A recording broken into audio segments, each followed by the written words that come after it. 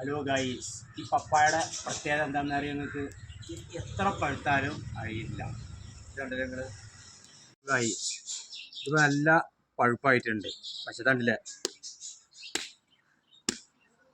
ഇതാണ് ഇതിൻ്റെ പ്രത്യേകത. എത്ര പഴുത്ത് കഴിഞ്ഞാലും അളിയില്ല. നമുക്കിത് കട്ട് ചെയ്യാം.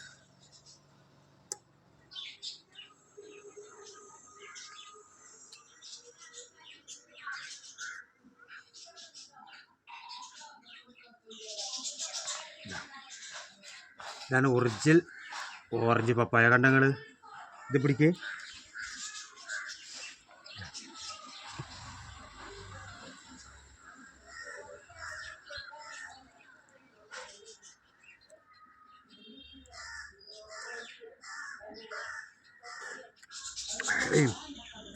കരിമ്പ് പോലെ നല്ല മധുരമുണ്ട്.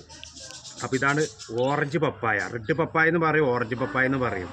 നല്ല മധുരമുള്ളതാണ്. പക്ഷേ എത്ര പഴുത്ത് കഴിഞ്ഞാലും ഇതിന് മേലേക്കൽ കൊടുത്താൽ അളിയില്ല. അതാണ് ഈ പപ്പായയുടെ പ്രത്യേകത.